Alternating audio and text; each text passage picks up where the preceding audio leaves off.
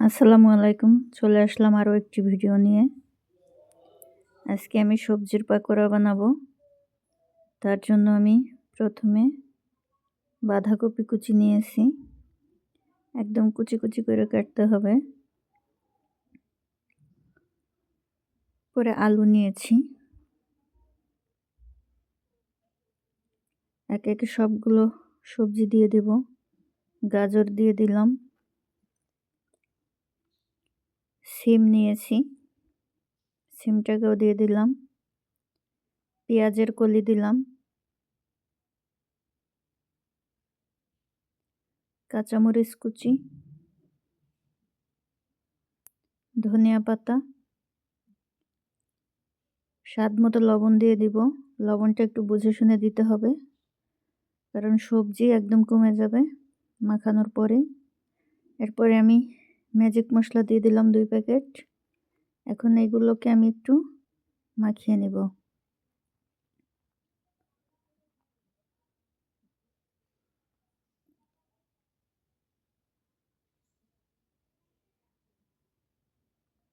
এই তো এভাবে একটু মাখিয়ে নিব। এরপরে আমি এর মধ্যে চালের গুঁড়ো দিব। 1 কাপ পরিমাণে চালের গুঁড়ো দিয়েছি। চালের গুঁড়োটাকে দিয়ে আবার একটু মাখিয়ে নিব।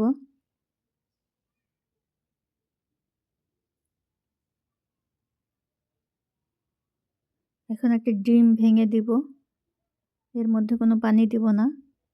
ডিমটা দিয়ে আমি ভালোভাবে মাখিয়ে নিব।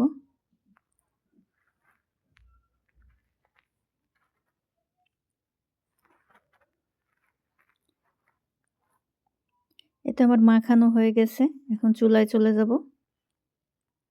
আগে থেকে আমি তেল গরম করে রেখেছি। এখন এগুলোকে গোল গোল করে তেলের মধ্যে দিয়ে দেব।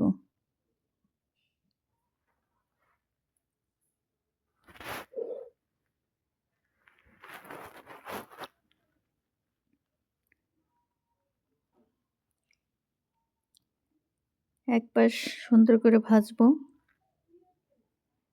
এক পাশ হয়ে গেছে, আমি অপর পাশ ভেজে নেব। একদম একটু সময় নিয়ে ভাজতে থাকবো, লাল লাল করে নেব।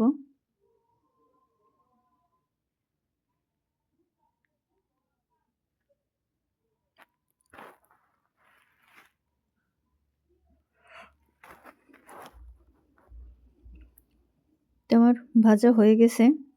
লাইটের কারণে কালো লাগছে, কিন্তু কালো হয়নি।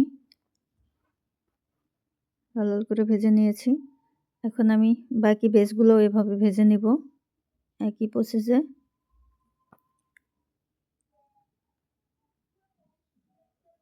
শীতের দিনে সবজির পাকোড়াটা সন্ধ্যার সময় সসের সাথে খুব ভালোই লাগে খেতে।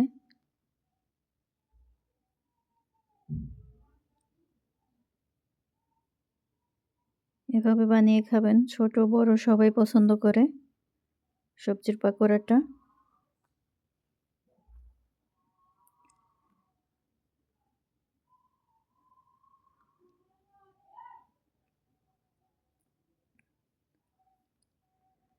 তো আমার একে একে সবগুলো ভাজা শেষ।